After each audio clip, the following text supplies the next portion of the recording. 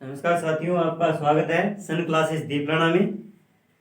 अपने एग्रीकल्चर का टॉपिक है, कल किया था शुष्क खेती, ड्राई एग्रीकल्चर का। ठीक है, आज करते हैं अपने टिलेज यानी भू पृष्ठकरण।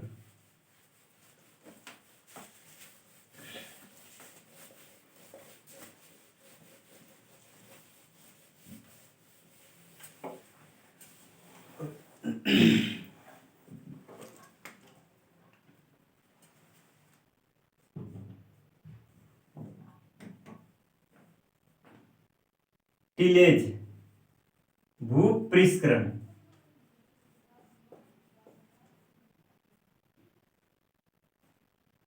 ठीक है, भू पृष्ठकरण यानी फसल उगाने के लिए भूमि को तैयार करना। फसल उगाने के लिए भूमि को तैयार करना, जिससे पौधे की वृद्धि अच्छी हो सके और मृदा की स्थिति भी अच्छी बनी रहे भी।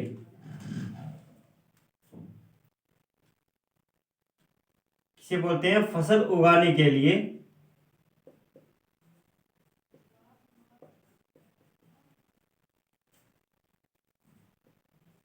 भूमि को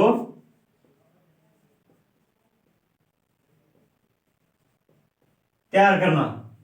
ठीक है, जिससे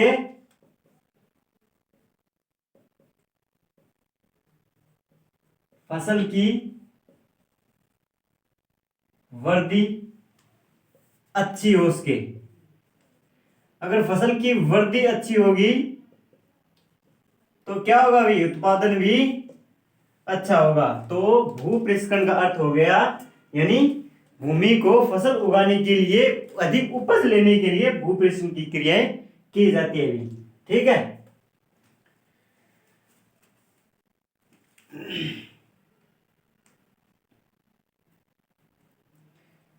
मुख्यतः भू पृष्ठकरण किसके लिए करते हैं? खरपतवार नियंत्रण के लिए। किसके लिए करते हैं? खरपतवार नियंत्रण के लिए। मुख्यतः भू पृष्ठकरण खरपतवार नियंत्रण के लिए करते हैं भी।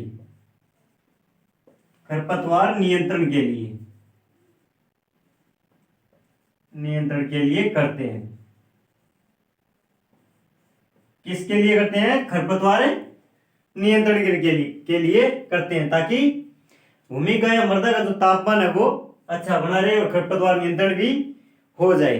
ठीक है, जो लाभ हानिकारक कीट है उनका भी वो भी नष्ट हो जाते हैं। हानिकारक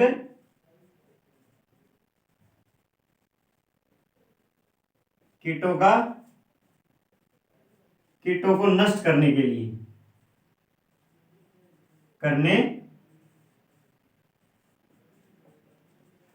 हानिकारक कीटों को नष्ट करने के लिए भू पृष्ठकरण की क्रियाएं करते हैं भी। और ये भू पृष्ठकरण शब्द किसने दिया था? किसने दिया था भू पृष्ठकरण शब्द? Father of tillage.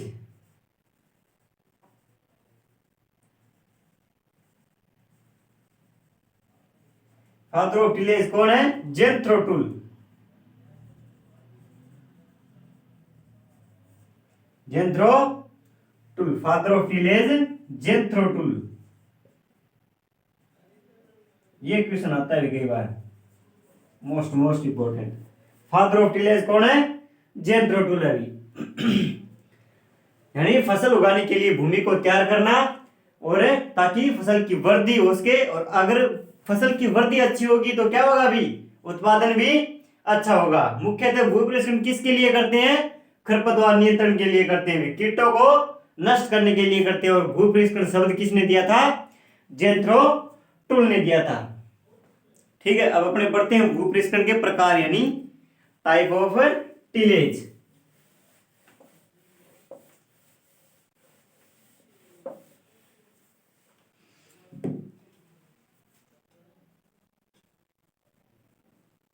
Type of tillage,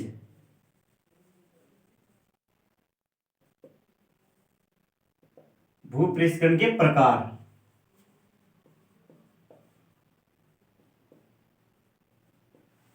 के प्रकार के, टाइप ऑफ टिलेज। एक तो आता है प्राथमिक भूपृष्ठकरण, एक नंबर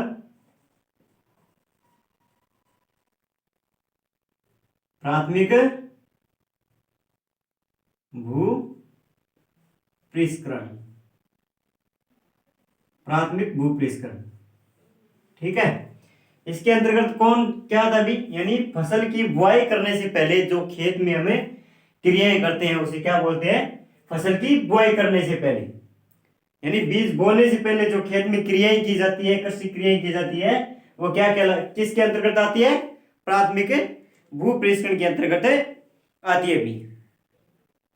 ठीक है, जैसे खाद एवं उर्वरक डालना, यानी ग्रीष्मकाल की जुताई करना।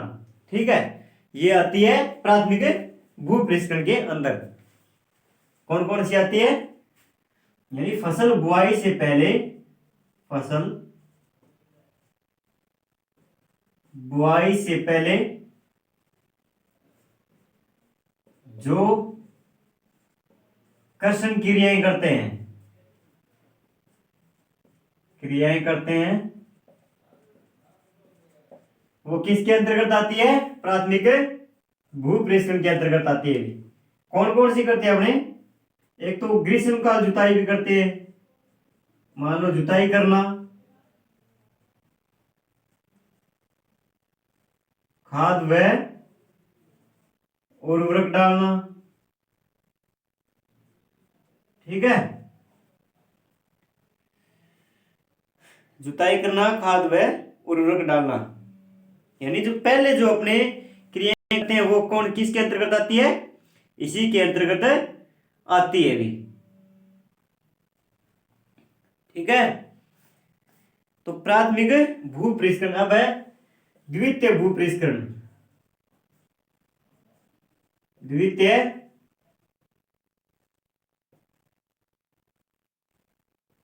द्वितीय भूपृष्ठकरण क्या आता है द्वितीय भूपृष्ठकरण में, यानी फसल बुआई के बाद जो खड़ी फसल में अपने जो क्रियाएं करते हैं वो किसके अंतर्गत आती है, द्वितीय भूपृष्ठकरण के अंतर्गत आती है भी।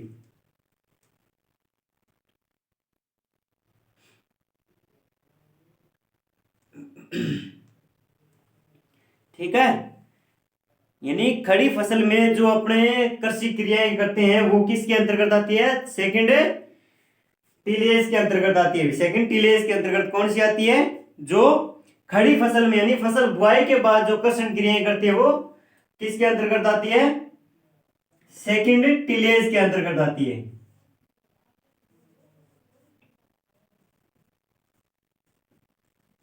खड़ी फसल में कृषि क्रियाएं करना, खड़ी फसल में कृषि क्रियाएं करना किसके अंतर्गत, सेकंड टिलेज के अंतर्गत, यानी निराई गुड़ाई सबसे महत्वपूर्ण है, निराई गुड़ाई और सिंचाई भी।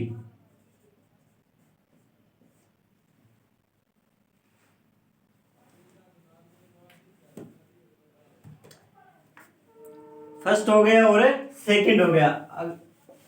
3 नंबर पार्ट है इसका शून्य भूपृष्ठकरण, शून्य भूपृष्ठकरण।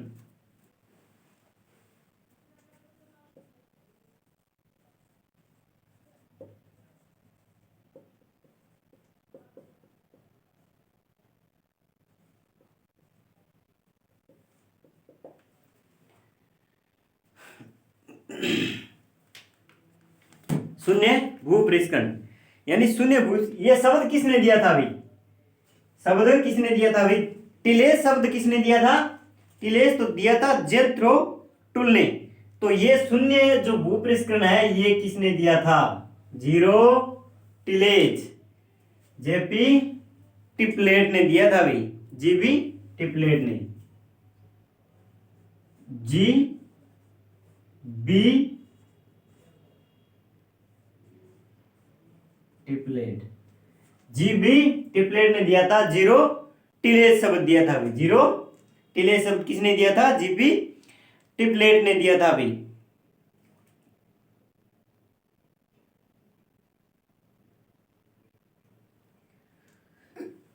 किसे बोलते हैं शून्य भूपृष्ठकरण? यानी सीधी बुआई करना, यानी प्राथमिक भूपृष्ठकरण की क्रिया न करके हम पहले फसल की कटाई करते हैं तो उसमें सीधी बीज बुआई कर देते हैं, उसे क्या बोलते हैं? शून्य भूपृष्ठकरण के अंतर्गत आता है। यानी मुख्यतः इसकी परिभाषा ये है कि प्राथमिक भूपृष्ठकरण की पृष्ठकरण न अपनाकर सीधे ही क्या करना? फसल की बुआई करना। फसल की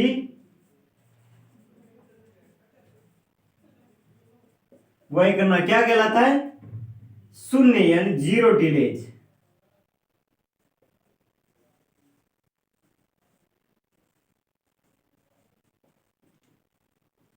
जीरो टिलेज कहलाता है, यानी सीधे फसल की बुआई करना जीरो टिलेज कहलाता है। यानी पहले वाली फसल की हमने कटाई कर दी, जैसे किसकी कर दी हमने? ग्वार की कटाई कर दी, और उसमें हमने चना की बुआई करनी है तो उस फसल की हम जुताई नहीं करेंगे, सीधे ही चनों की बुआई कर देते हैं। उसी वो किसके अंतर्गत आता है? शून्य भूपृष्ठकरण के अंतर्गत आता है। और ये शब्द दिया था जीबी टिपलेट ने दिया था। फिर मुख्यतः खरपतवार रासायनिक विधि द्वारा नष्ट करते हैं।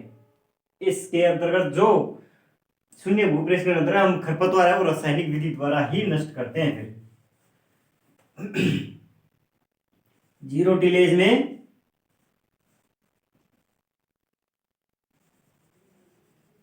खरपतवार नियंत्रण, वीड कंट्रोल किसके द्वारा करते हैं? रासायनिक यानी केमिकल मेथड के द्वारा। केमिकल मेथड के द्वारा नष्ट करते हैं। केमिकल मेथड के द्वारा नष्ट करते हैं। खरपतवार नियंत्रण है वो शून्य भूपृष्ठकरण में से रासायनिक विधियों के द्वारा ही नष्ट करते हैं। क्योंकि जीरो टिलेज की जो क्रिया है फसल की बुआई में सीधी करते हैं तो उसमें खरपतवार नियंत्रण तो होगा नहीं, क्योंकि खरपतवार नियंत्रण तब होता है जब हमने पहले खेत की जुताई करते हैं और उसके बाद बुआई करते हैं, तब तो खरपतवार नियंत्रण हो जाता है। अगर फसल की कटाई करके हम सीधे आगे वाली फसल की बुआई करते हैं तो खरपतवार है जो कि त्यों रह जाते हैं, उसको नष्ट करने के लिए हम केमिकल मेथड का उपयोग करते हैं। आगे बढ़ा है न्यूनतम भूपृष्ठकरण, ये हो गया।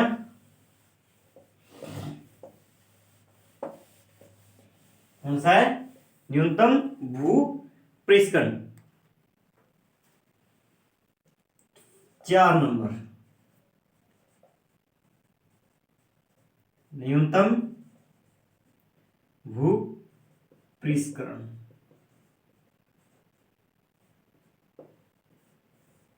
न्यूनतम भूपृष्ठकरण यानी फसलों उत्पादन में आवश्यक खेत की कम से कम जुताई करना। यानी क्या करना? कम से कम जुताई करना। किसके अंतर्गत आता है? न्यूनतम। फसलों उत्पादन के लिए खेत में फसलों उत्पादन के लिए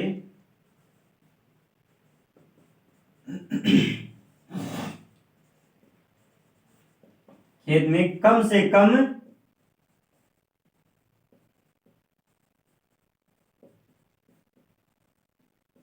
क्या करना? जुताई करना।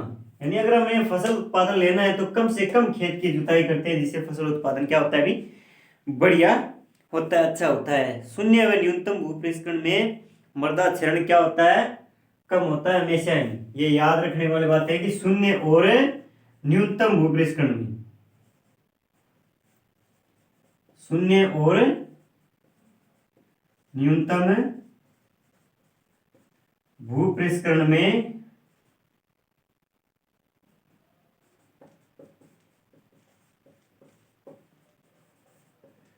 क्या होता है? मृदा क्षरण सबसे कम होता है। अभी मृदा क्षरण कम होता है। शून्य और न्यूनतम भूपृष्ठकरण मृदा क्षरण क्या होता है? कम होता है। और भूपृष्ठकरण में मृदा का तापमान क्या होता है? कम होता है। मृदा का तापमान भी कम, मृदा का तापमान भी कम होता है। ठीक है।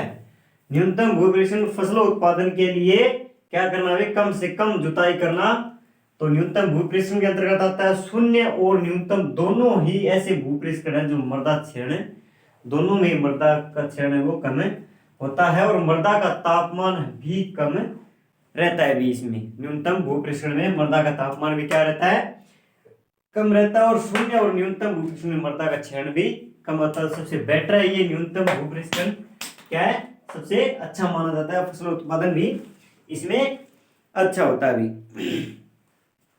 अब अपने पढ़ते हैं, यानी टिलेज में जो यंत्र काम में आते हैं वो कौन कौन से यंत्र काम में लेते हैं अपने प्राथमिक में, और यानी फर्स्ट और सेकंड में, जो फर्स्ट टिलेज था और सेकंड टिलेज था उसमें कौन कौन से यंत्र काम में आते हैं देखिए।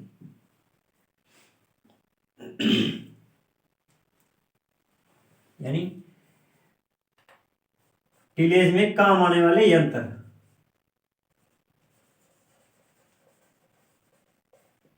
टिलेज में काम आने वाले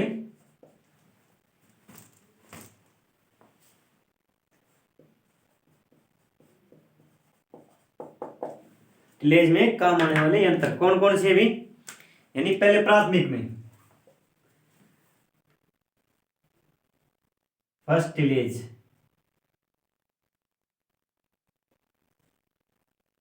फर्स्ट में कौन कौन से यंत्र काम में आते हैं भी, एक तो हो गया एमबी प्लाऊ और बेस लेस्टर, यानी एमबी प्लाऊ,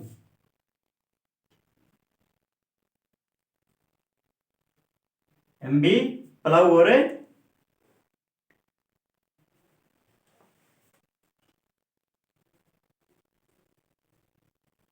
बेस लेस्टर, जो दोनों हैं वो प्राथमिक भूपृष्ठकरण के अंतर्गत आते हैं। फसल बुआई से पहले हम इन दोनों यंत्रों का काम में लेते हैं। अब द्वितीय में सेकंड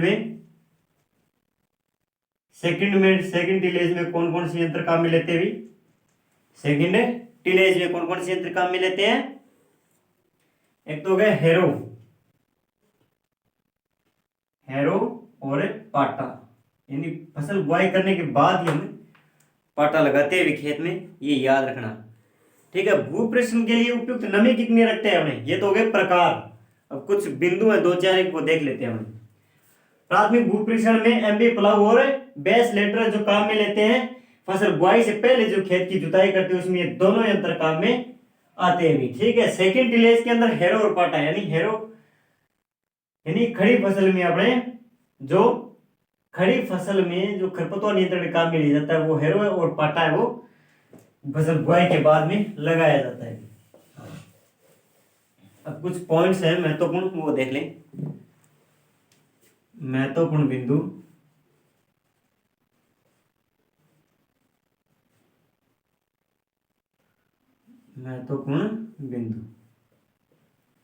ठीक है। एक तो टिलेज के लिए जो नमी है वो कितनी रहनी चाहिए, भूपृष्ठ के लिए नमी,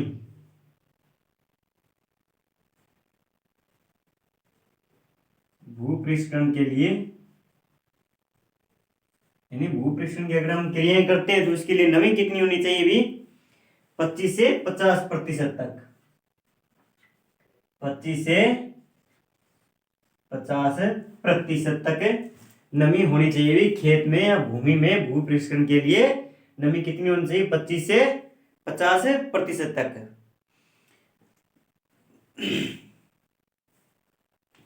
और अपने एक शून्य भूपृष्ठ की क्रिया करते हैं तो शून्य भूपृष्ठकरण में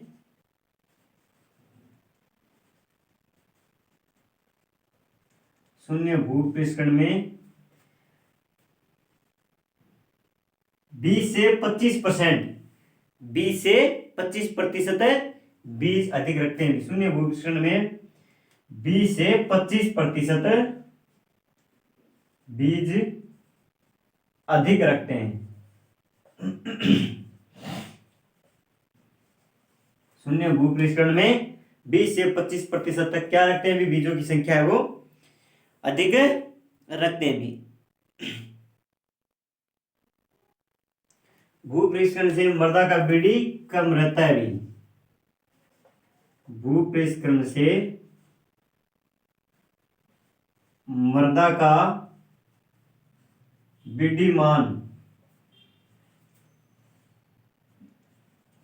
कम रहता है। कम रहता है। ठीक है, ये तो गया। मैं तो दो तीन एक पॉइंट थे। भूपृष्ठ के लिए नमी है वो 25 से 50% तक होना आवश्यक है। शून्य भूपृष्ठ में, अगर हम शून्य भूपृष्ठ में सीधी बुआई करते हैं अपने फसल की, शून्य भूपृष्ठ को अपनाते हैं, तो उसमें बुआई करते समय बीजों की संख्या में सामान्य की अपेक्षा 20 से 25% तक अधिक रखते हैं। और भूपृष्ठ में मृदा का जो बीडी मान है वो कम रहता है। भूपृष्ठ से मृदा का बीडी मान कम रहता है। ठीक है,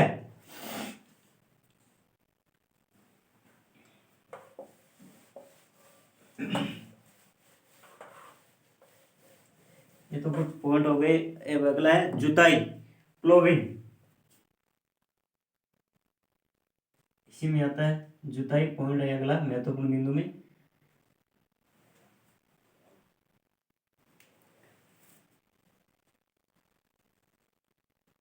प्लोविंग बोलते हैं इसे। ठीक है, जुताई या प्लोविंग, यानी उथली भूमि में कितनी करते हैं अभी?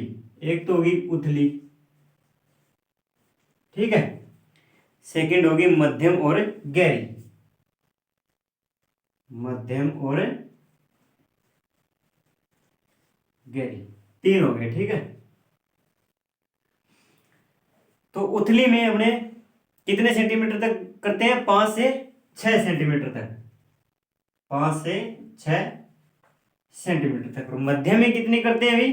15 से 20 सेंटीमीटर। कितनी करते हैं? 15 से 20 सेंटीमीटर। और गहरी में कितनी करते हैं? 25 से 30 सेंटीमीटर। कितनी करते हैं? 25 से 30 सेंटीमीटर।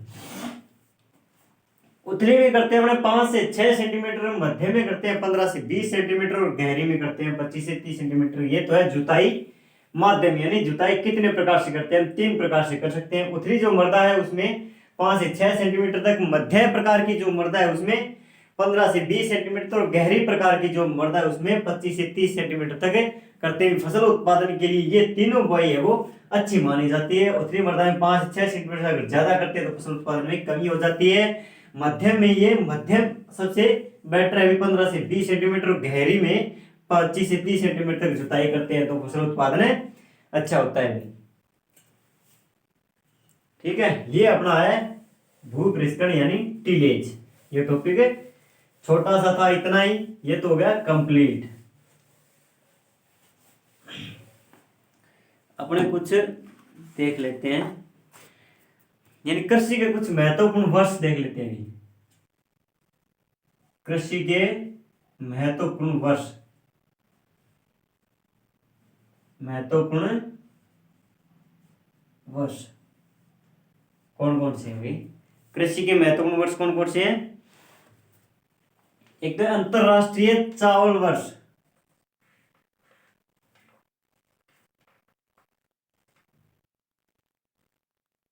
अंतरराष्ट्रीय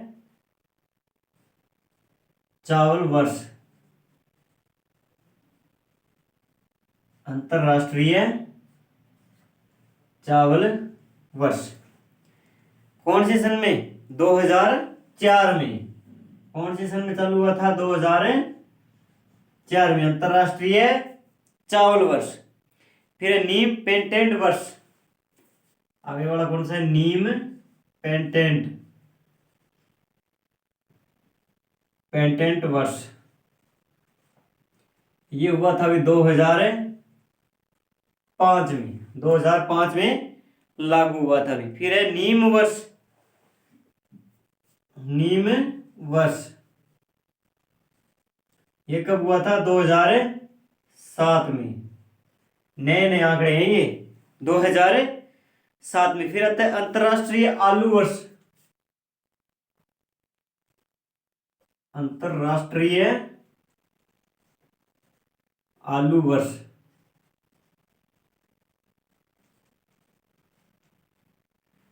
ये कब बना था? अभी 2008 में, 2008।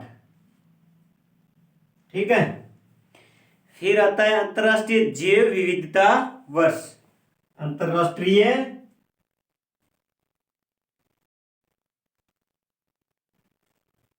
जैव विविधता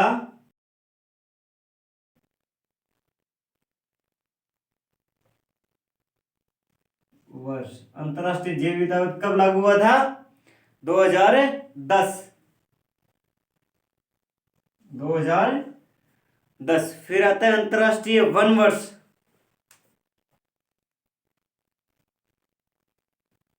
अंतरराष्ट्रीय वन वर्ष ये कब लागू हुआ था? 2011 में। 2011 में बना था भी ये। ठीक है। फिर अंतरराष्ट्रीय बागवानी वर्ष।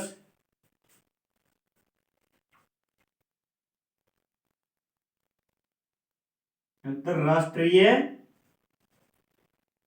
बागवानी वर्ष।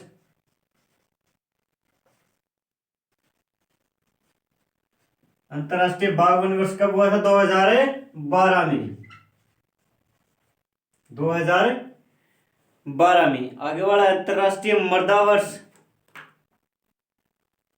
अंतरराष्ट्रीय मृदा वर्ष।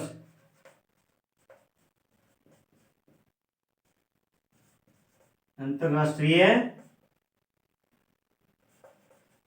मृदा वर्ष। अंतरराष्ट्रीय मृदा वर्ष कब लागू हुआ था? 2015 में। 2015 में। फिर आता है अंतरराष्ट्रीय दलहन वर्ष। अंतरराष्ट्रीय दलहन वर्ष। अंतरराष्ट्रीय दलहन वर्ष। अंतरराष्ट्रीय दलहन वर्ष ये कब लागू हुआ था? 2016 में। कब बना था? 2016 में। ये कुछ कृषि के महत्वपूर्ण वर्ष थे। ठीक है। तो देख लो कौन कौन से आ गए इसमें। एक तो आ गया अंतरराष्ट्रीय चावल वर्ष। क्या आ गया? अंतरराष्ट्रीय चावल वर्ष। कब बना था ये अंतरराष्ट्रीय चावल वर्ष?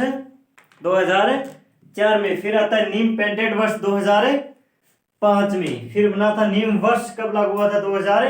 पेटेंट वर्ष तो था, यानी नीम पेटेंट है वो वर्ष बना तो था 2005 में, पर नीम वर्ष लागू कब हुआ था? 2007 में। अंतरराष्ट्रीय आलू वर्ष 2008 में। अंतरराष्ट्रीय जैव विविधता वर्ष 2010 में। और अंतरराष्ट्रीय वन वर्ष यानी अंतरराष्ट्रीय वन वर्ष है वो कब बना था? 2011 में। और अंतरराष्ट्रीय बागवानी वर्ष है वो 2012 में लागू हुआ था। और अंतरराष्ट्रीय मृदा वर्ष है वो 2015 में लागू हुआ था। और अंतरराष्ट्रीय दलहन वर्ष है वो 2016 में लागू होता। ये थे कृषि के कुछ महत्वपूर्ण ऐसे टॉपिक है छोटे छोटे अपने, यानी टॉपिकों के साथ ये वर्ष है या फिर कुछ संस्थान है या फिर कुछ पॉइंट्स है छोटे छोटे, या यंत्र है, मीटर है, जो भी कृषि के जो यंत्र है या कुछ यंत्र काम मीटर्स काम में लेते हैं वो हमने टॉपिकों के साथ करते रहेंगे तो अपना सिलेबस कंप्लीट होता रहेगा। धीरे धीरे सब अपने 1 बाय 1 एक एक टॉपिक करेंगे। सभी एग्रोनॉमी के सभी टॉपिक करवाएंगे आपको।